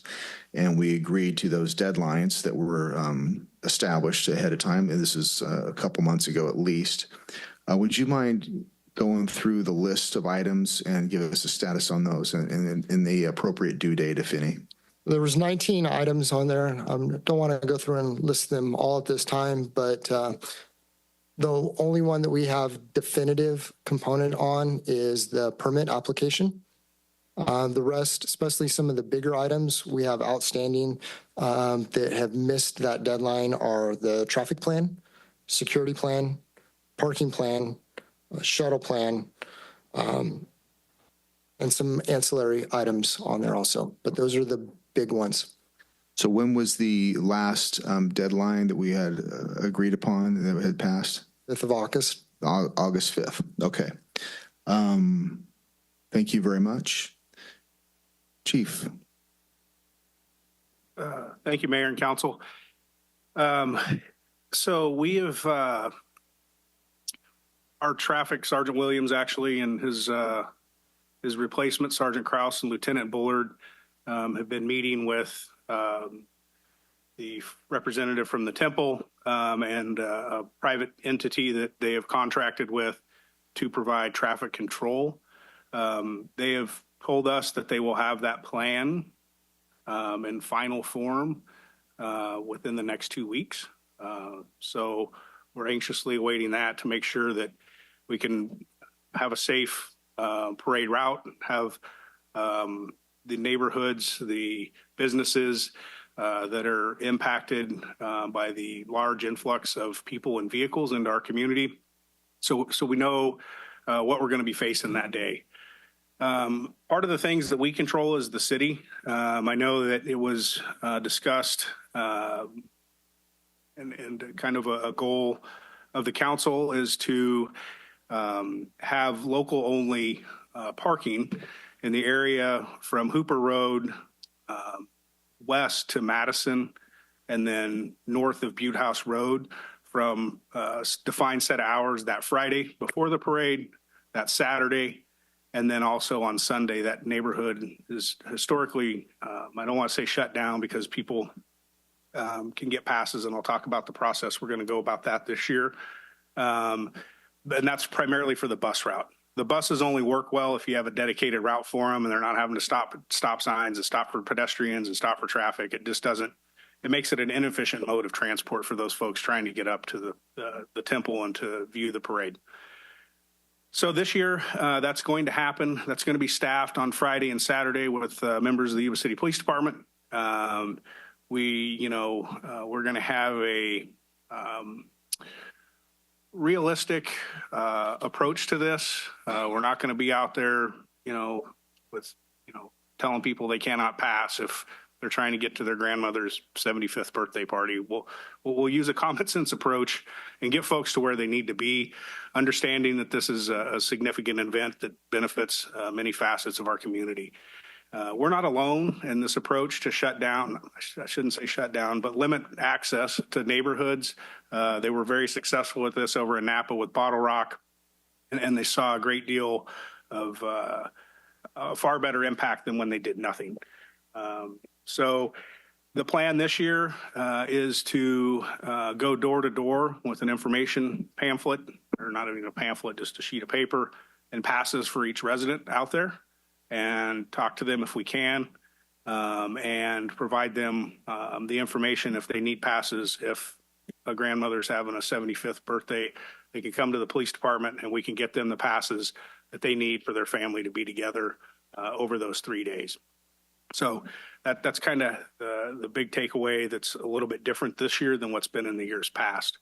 We're still working with some of the private businesses to come up. There were some concerns brought up about folks attending the parade and overrunning or monopolizing local smaller businesses parking lots to where patrons couldn't access those businesses on Sunday specifically. That's still a work in progress, and I hope to have something to report back to the ad hoc here in the upcoming weeks as to a solution to that. So that's a little bit tougher of a problem for a variety of reasons. Sure. All right. Thank you very much. Vice Mayor, care to make any comments? Yeah, it's been a long process, and thank you guys and all of your teams for everything thus far. I remember a year ago we were sitting here and having these conversations, and we were I don't know, 7 days out from the event. And we're having these now and these updates, and we're still a few months out. So definitely on the front side of this. The other thing that I want to convey to the council, I know, Mark, this has been a concern of yours because of District 2 and a lot of the feedback we've had from people out there is not only concerning the residential area out there off of Hooper and stuff and trying to divert some of the traffic and limit that, but also how it impacts the businesses and such. And so I know from day one, conversations that the mayor and I have had has been trying to get the traffic out of the city and utilize Eager Road coming in from the north off the highway to come down to the temple versus clogging up Butte House Road. Is that's if you try to get there Friday or Saturday or Sunday and you're on that road, you might as well just wait because you're going to be there 3 hours to get a mile. So again, confirming what the chief said, the mayor and myself was with the president of the temple, had the same question. He brought the company right up on the phone and they confirmed that, and they said he was shooting for a couple of weeks to have that because they had just got the information. So we're working towards all those 19 items as hard as we can, and looking forward to getting us there. It's important that we know that we had these meetings and we had the list of items and we had some agreed upon deadlines. The intent being to get a firm plan, a mutually approved plan in place this year, and it still is that intent. So we can do plug and play and change the dates from here on out. For whatever reasons, it depends on who you talk to. There's different reasons why the deadlines haven't been met. But it's important that we have that because there's a reason for those, because that's just to get the plan approved, and then we have to have people who have to sit down and implement the plan, and that takes time. And we don't want to paint ourselves into a corner to where we're not, next thing you know, we're doing things kind of half-baked. And that's the last thing we want, particularly when we have the safety of our community at stake and at risk if we don't have an adequate plan and the communication isn't out there and gone out there. So our hope is, even though, yes, we have this one deadline has passed, we're going to continue conversations. I'm not sure how more clearly I could have stressed the importance to the president of the temple, but we will continue to do so. He is stressed to both of us that he will get things done and get it done on time. Well, not on time, but get it approved as soon as possible. Hopefully that date comes soon. If it does not, I'm going to ask my fellow council members to consider the fact and the very real possibility you might have to make tough decisions regarding the permit process and the approval of that permit. Having said that, I don't know, anybody have any comment that we'd like to say? And I just thank you to both chiefs for the trying to navigate through this sort of collection of trying to make this event safe. I think there's nobody that wants to harm. I'll call it an event anymore. It's really not a parade because it's a 3-day event that includes a parade. But at the same time, doing our due diligence, knowing what's going on in other places when things go a bit chaotic. And then all of a sudden, then people are going to ask us, why you knew about this? Why didn't you do something? And so for me, it's important to try to get out there. And I appreciate the ad hoc committee for the efforts they've put forth. I know that it's been also a bit stressful because you're getting responses and information from all of us. My district, and I hate to get into districts, but my district is District 2, which is the northwest portion of the city. And it is not that the city isn't impacted as a whole, but it is pounded by this event when they have, 100 or 200,000, who knows what the real number is. And, the notion that, and I say this with respect, that it brings in enough revenue to cover everything.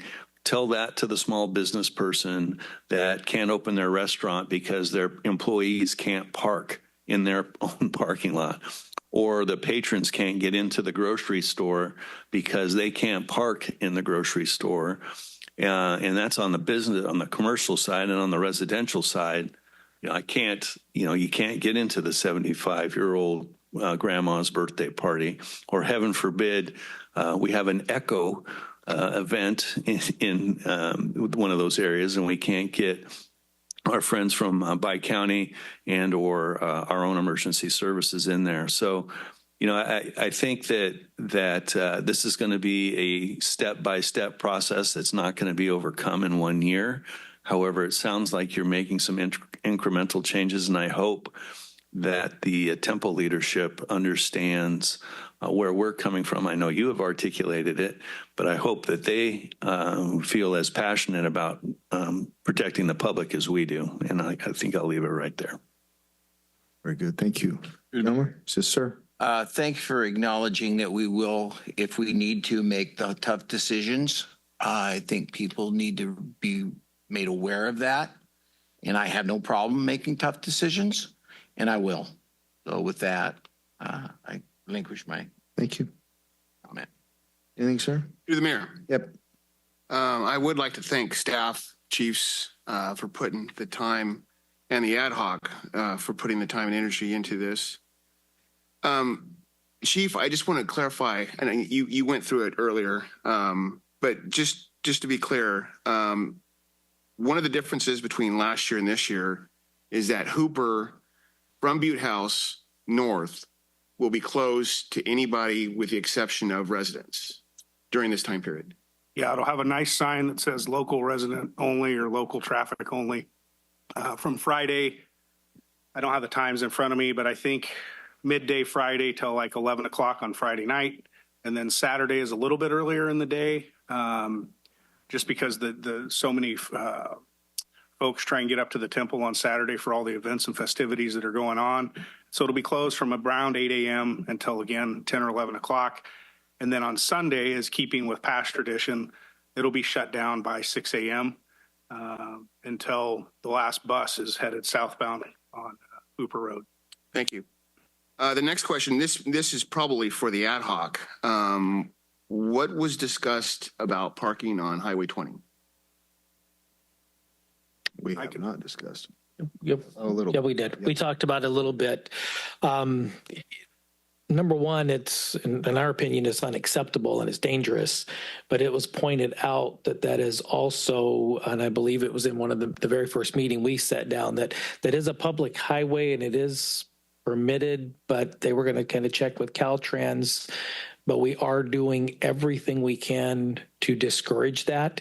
And part of what we've done is talk with the temple president. They have got to get advertising out and the word out as far as where to park.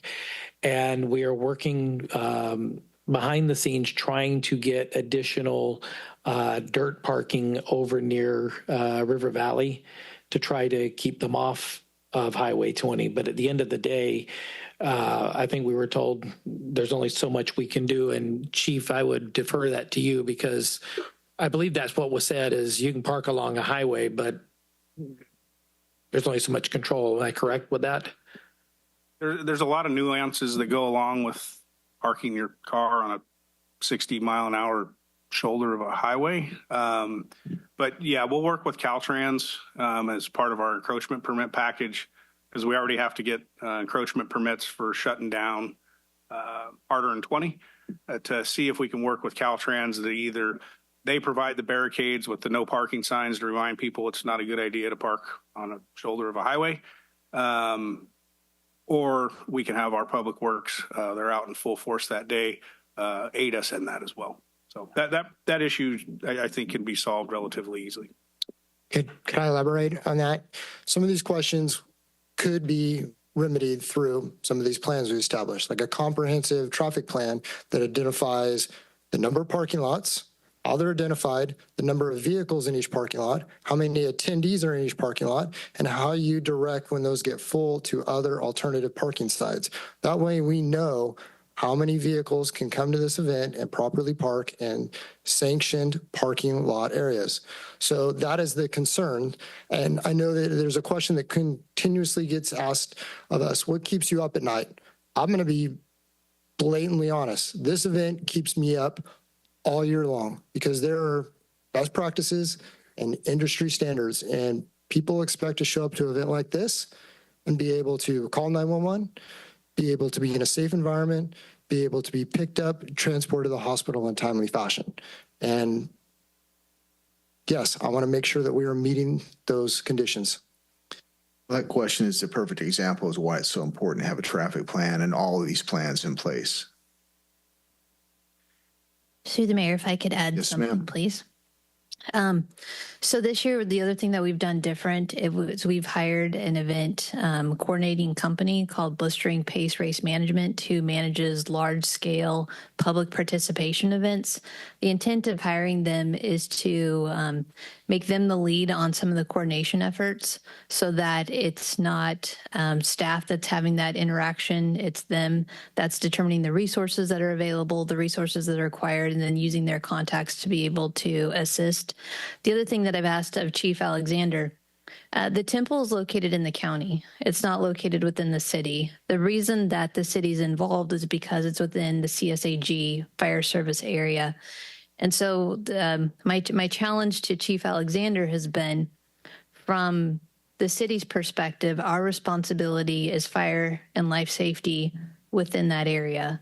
And so recognizing all of the things that Chief Alexander coordinates, what I've asked is that the coordination committee reevaluate how these items are addressed so that it's better proportioned based upon whose responsibility it is to cover those specific areas. And so in the future, I would anticipate that there's going to be changes in terms of the city's participation of some of the planning activities specifically at the temple, and it'll be focused on the fire service. And then within the city, it would be the focus of PD and fire to assure that the city residents are taken care of. And, why do I bring this up? Because of what Chief Alexander just said in terms of this keeping him up at night. And it is an event in which we want to make sure that the public's safe, but we also recognize that we're a long way from where we need to be. And I want to limit the city's responsibility and liability in this to what we are responsible and liable for. And I feel like we've had scope creep over the last couple of years. And so as you hear discussions over the next couple of months where I'm asking Chief Alexander to rein back, this is a person that is very professional. He wants to, I called him a perfectionist. He didn't like it. He disagreed with me, but he is. And he wants to set a very high standard, but I'm asking him to peel that back. And what is it that we need to provide and make sure that we can provide that, but let's not overextend. Quick question. The scope creep is a good term. I've been a victim of that myself. At what point does our role, what is our role, fire safety, medical aids, but does he play a role in the fire code violations, if any? Yes. Well, I should let Chief Alexander respond. Yes, sorry about that. Yeah. That is correct. Okay. So that would be in addition to everything else. Okay. Yes. So we can probably discuss in one of our other meetings or somewhere where the stepping back or scaling back, how that would look like. So is that, are our friends at the county or whomever else, are they aware of that position yet? Or is that tomorrow? McLeese, as of 30 seconds ago, they're just finding this out, but we do have a planning meeting. Whoever's watching it, huh? Yes. Okay. All right. Perfect. Looking forward to more. You have more? Through the mayor. You have more too. Okay. I just wanted to reiterate, because it started with something that Mark said, where he said, we've improved, but we got a long ways to go. And then as Diana said, as we're looking at things and how did you get, what was it? Scope creep. We're finding all these things.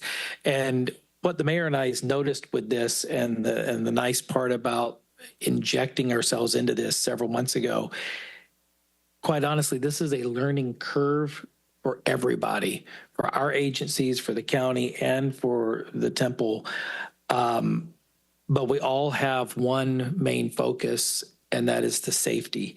And I know that you guys, it's paramount. Chief, I see it all over you all the time, because you care so passionately about what you do and the safety of this community. And I thank you for that, because I know that you've got the interest of our citizens. This is a learning experience. And that's partially why we went, the August 5th, we did everything we could to meet that. But you know what? We're further along than we were. And I'd rather take a little bit longer time and get it right. Because at the end of the day, what we set down with the temple leadership is it's got to be a safe event, period. There's been too much craziness go on in this world, and it's got to be a safe event. And where you guys were talking about the roads, I remember distinctly at that very first meeting, there was an argument. That's how it kind of starts. With, oh no, there wasn't 300,000. There was 200,000. There was 100,000. No, there was 50,000. I eventually looked across the table at this particular person and said, you know what? I don't care if it was 25,000 people. If you'd have had a heart attack at the corner of Butte House and Terra Buena, you're dead because nobody could get to you. And I had to let that sink in for a few minutes. So that's how we've really approached it on our end. And it is a learning curve, but we got to get this right, guys. Yeah, I just wanted to follow up with this is I don't want to agendize. I don't want to jump agendize items forward, but would it be appropriate for the next council meeting or a month from now to have a follow-up discussion on this topic? It is my intent to agendize it every meeting until we're done. All right, thank you. Yep. All right. Any member of the public make the city attorney happy, I'll ask. Nothing? All right. Enough information. Chiefs, thank you both very much for everything you're done and probably are about to do in the next few months. So thank you so much. Thank you. All right.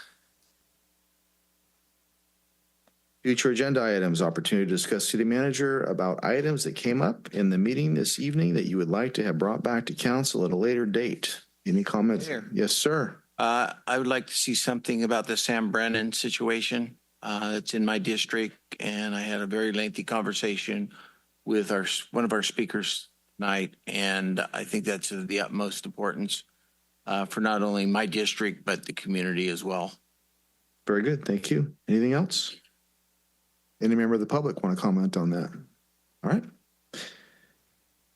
On to reports and communications. The following reports and communication items are provided for the council's information. No action can be taken on the items under this section unless the council agrees to include it on a subsequent agenda. City manager. So first of all, I'd like you to look behind you at our new seal. I don't know if anybody noticed that. I did. So thank you to Sierra for coordinating getting the new seal up there. I think it looks very nice. And then also just want to thank the police department's coordination of National Night Out. I'm sure you all will report on it. It was very, very hot, and it has prompted a further up discussion about having a specific Yuba City Night Out in which we will schedule it for a cooler time of year. And so the police department will coordinate as to how we shift it within the year. But, residents are welcome to celebrate National Night Out. It's just that we will be creating an event outside of the first Tuesday of August. So thank you. And thank you. City council reports. We'll begin with Councilmember Boomgarden. Thank you, Mr. Mayor, and I appreciate that concern about moving the date. It just seems like it's boiling hot, and by the time we get out there, folks are pretty sweaty. So I do want to thank the PD, the lead agency on National Night Out. Got to go to about, like you all did, 7 or 8 different spots and interact with the community, and I think it's a great opportunity to receive some feedback, and actually got some feedback. As Councilman Kirchner knows, up there in the Hooper Road area. So it's all good. Attended a SACOG funding group meeting. I think I'll defer to the mayor. He's the board member. He can talk about what happened at the SACOG meeting. I went to a ribbon cutting at Headlines. It's an awesome little, I guess a spa is what you would call it, down in the south end of the city. And they were very appreciative of the city staff and what they had done to try to get them open.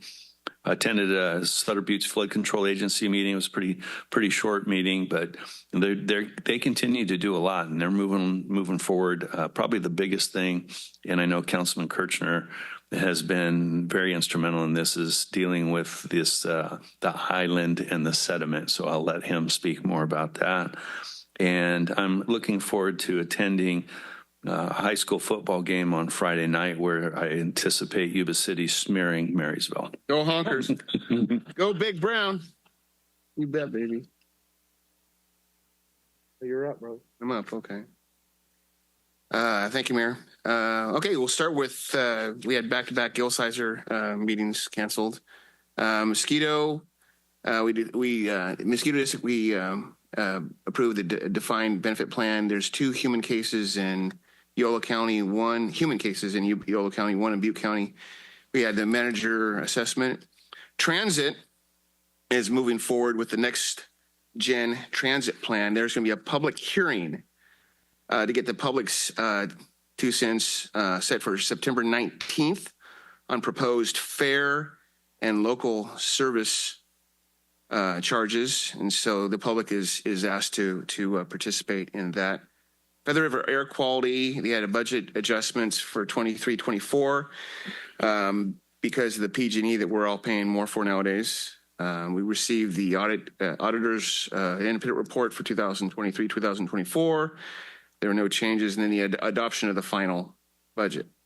With Sabufka, one of the things that came out was that the NOAA fisheries grant was not accepted. That was an attempt to take advantage of the permits that we have until 26 to remove the sediment in the Feather River, to clear up the river. And so we're still looking for more funding opportunities for that. What did come out of the meeting that surprised me was I'm sure everyone's heard about all the money that the Yuba County Water Agency, the Yuba Water Agency, is spending on salmon rehab projects up and down the lower Yuba.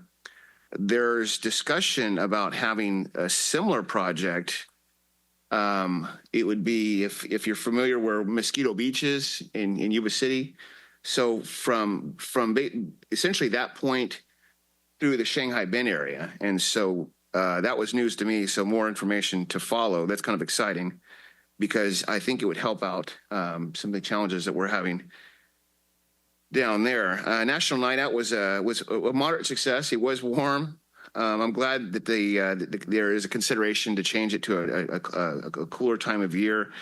I did have the opportunity to be with PD that night, and we did go by San Brandon Park, and I was blown away by what I saw. But I know that the city is doing its best to come to a solution to that problem. I attended the 25th annual stand down at the Yuba-Sutter Fairgrounds. That was well attended.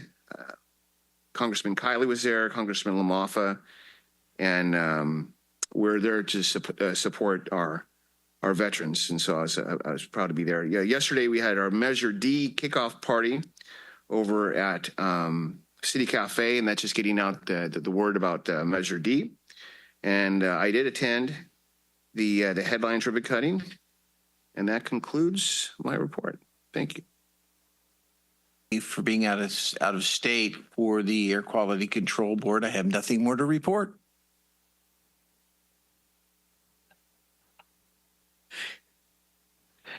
Vice Mayor. And he's concise. I like that. That's it. A lot of the same things we've all been at.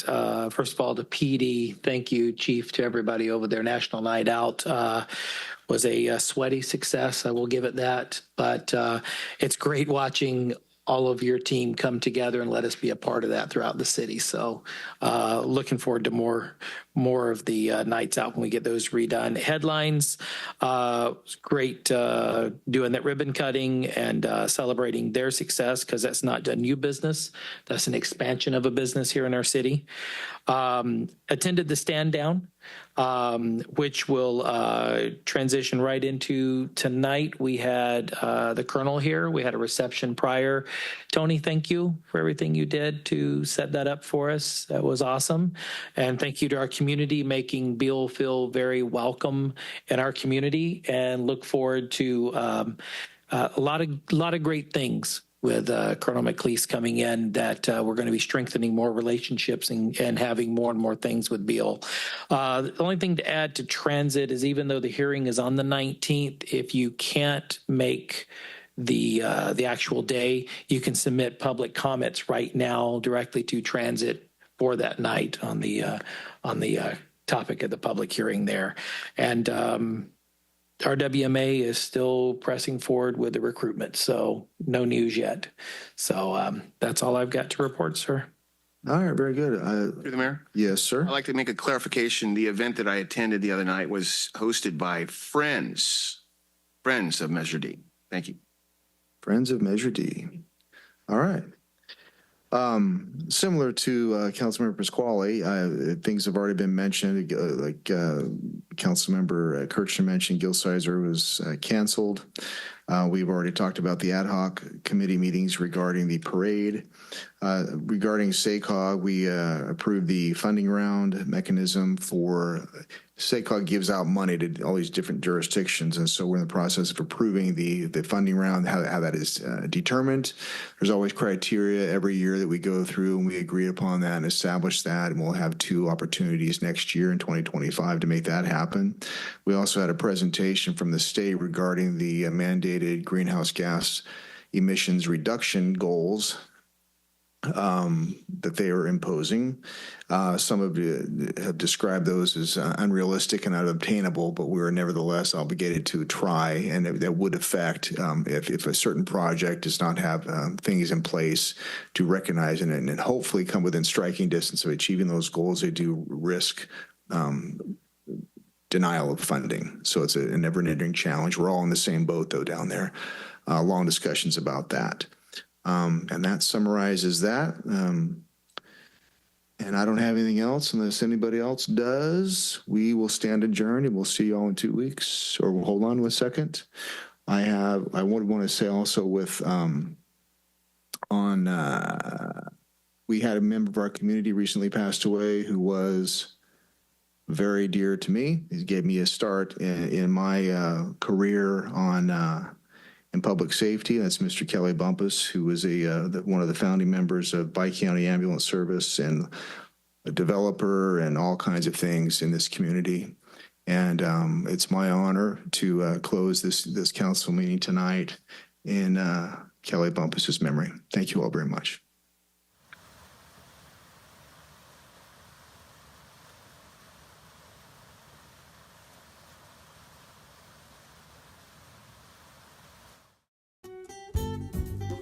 Yuba-Sutter.live's local government live streams are presented by Plumas Lake Self-Storage in Plumas Lake, where lifelong local residents are helping other residents keep things safe, providing indoor storage units, outdoor RV and vehicle parking, moving supplies, and Penske truck rentals. Details at plumaslakeselfstorage.com.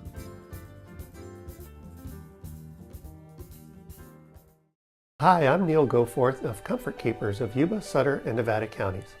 Caring for elders or even yourself has challenges. Comfort Keepers of Yuba, Sutter, and Nevada counties can help you address today's issues and plan for tomorrow with in-home and specialized care for you or your family members. Call us at 530-749-8800. Comfort Keepers of Yuba, Sutter, and Nevada counties.